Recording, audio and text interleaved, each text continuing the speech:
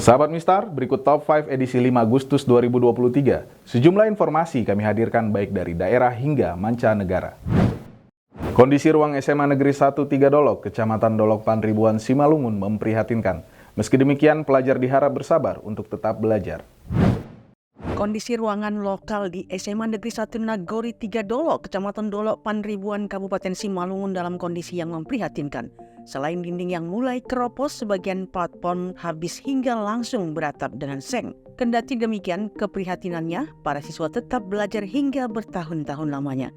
Kepala Cabang Dinas Pendidikan Siantar Simalungun Wilayah 6 Sumatera Utara, Ramadan Zuhri Bintang mengatakan, setiap tahun pihaknya juga telah mengajukan perbaikan sekolah yang mengalami kerusakan tersebut. Namun kondisi ruangan tidak bisa diperbaiki karena keterbatasan anggaran dinas. Alasannya pihak dinas memiliki skala prioritas. Ramadan Zuhri juga mengakui bahwa banyak sekolah di Simalungun yang dalam kondisi yang sama rusaknya. Menurutnya, anggaran pemerintah provinsi sangat terbatas. Ia mengatakan pihaknya selalu mengajukan perbaikan bangunan sekolah kepada pemerintah provinsi. Seperti di tahun 2022, sebanyak 25 sekolah telah diajukan.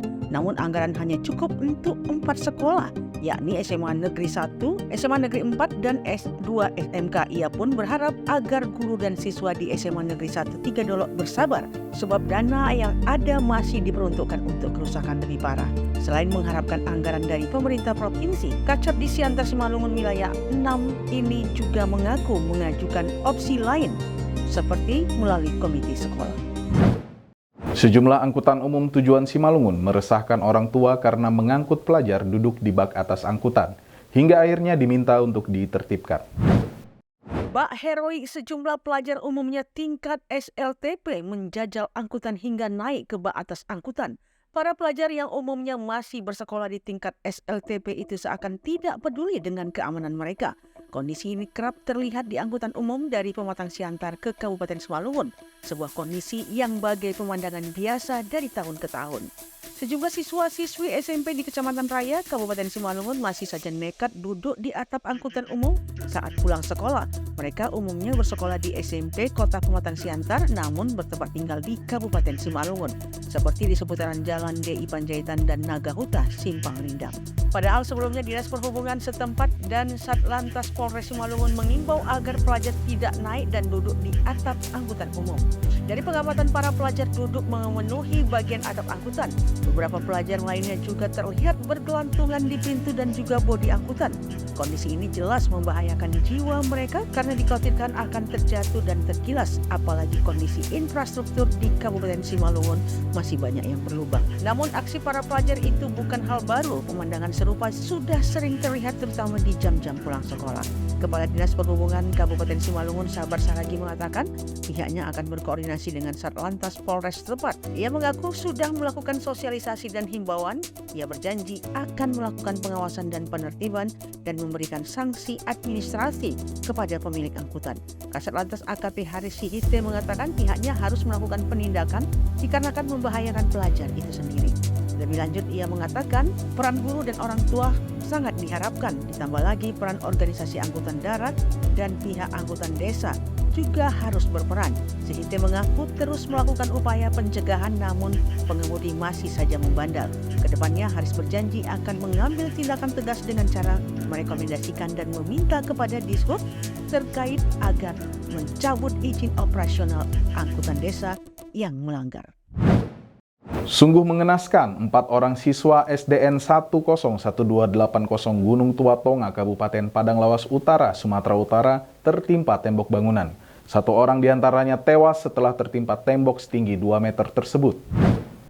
4 orang siswa Sekolah Dasar Negeri 101280 Gunung Tua Tonga, Kabupaten Padang Lawas Utara, tertimpa tembok bangunan kamar mandi setinggi 2 meter yang sudah lama tidak dipakai. Akibatnya salah seorang siswa yang sedang melakukan kegiatan kebersihan bersama di sekitar lokasi sekolahnya menghembuskan nafas terakhir. Samsul Harahap, orang tua siswa yang menjadi korban meninggal dunia tersebut mengatakan, kejadian bermula ketika para siswa sedang membersihkan bersama di sekitar lokasi kejadian pada pukul 7 pagi ketika para murid belum masuk ke ruangan kelas. Tiba-tiba tembok setinggi 2 meter tersebut ambruk hingga menimpa keempat korban dan menewaskan anaknya. Radit Pratama yang masih duduk di bangku kelas 6 SD. Keempat siswa tersebut, Radit Pratama kelas 6, korban meninggal dunia, Ridwan Muda kelas 4 mengalami luka dan patah tulang, Febri kelas 5 mengalami pembengkakan di kepala, dan Andi kelas 4 mengalami memar-memar di sekitar tubuhnya akibat tertimpa tembok bangunan. Sementara itu Bupati Padang Lawas Utara Andar Amin Harahap saat dikonfirmasi menyampaikan sangat prihatin atas kejadian tersebut dan turut berduka cita atas meninggalnya salah satu siswa SD Negeri 1012880. Saat ini Polsek Padang Bola masih mendalami kasus ambruknya tembok bangunan kamar mandi SD tersebut. Papua Tengah dilanda kekeringan dan cuaca ekstrim.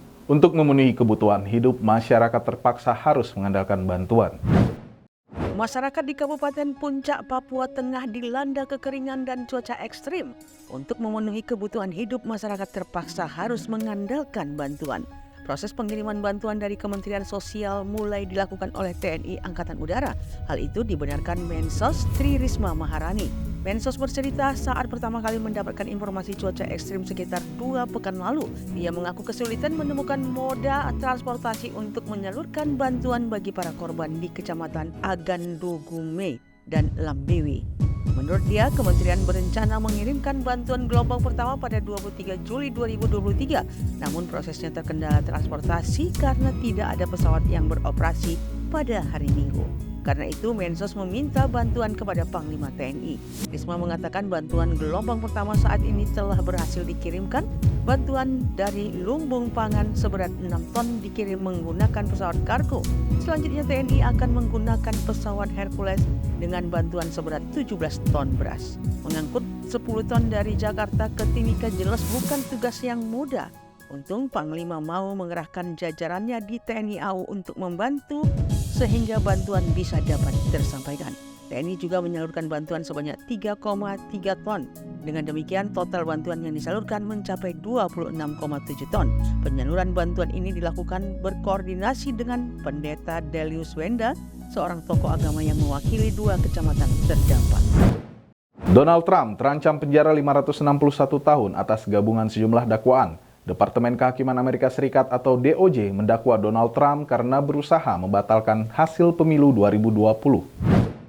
Mantan Presiden Amerika Serikat Donald Trump mengatakan kepada pendukungnya bahwa dia menghadapi hukuman 561 tahun penjara setelah Departemen Kehakiman Amerika Serikat atau DOJ mendakwa dia karena berusaha membatalkan hasil pemilu 2020. Trump menghadapi 4 dakwaan dalam penyelidikan peristiwa 6 Januari 2021 dan upaya lain untuk mempertahankan Trump tetap berkuasa setelah kekalahannya dari Biden dalam pemilihan presiden 2020. Tuduhan terhadap Trump diajukan oleh penasihat khusus Jack Smith yang sebelumnya telah mengajukan tuntutan terhadap Trump karena diduga salah menangani dokumen rahasia pemerintah. Trump juga menghadapi tuntutan hukum di New York karena melakukan pembayaran diam-diam kepada bintang porno sebelum pemilu. Trump dalam komentarnya menyebut Smith gila dan menuduhnya mengatur tuduhan palsu lainnya untuk mengganggu pemilihan presiden. Trump diketahui berkampanye sebagai presiden pada pemilu 2024. Atas tuduhan tersebut, Donald Trump berang dan bertanya dalam sebuah pernyataan melalui Truth Social, mengapa mereka tidak melakukan 2,5 tahun yang lalu? Mengapa mereka harus menunggu begitu lama? Trump bertanya dalam sebuah pernyataannya melalui Truth Social. Trump menuding mereka ingin meletakkannya di tengah-tengah kampanye yang ia lakukan. Trump telah berulang kali menyerang penyelidikan terhadap berbagai pemburuan penyihir politik oleh Departemen Kehakiman Amerika Serikat. Demikian Top 5. Untuk selanjutnya Anda bisa membaca harian Mistar dan mistar.id. Saya Rizky Zulkarnain, sampai jumpa.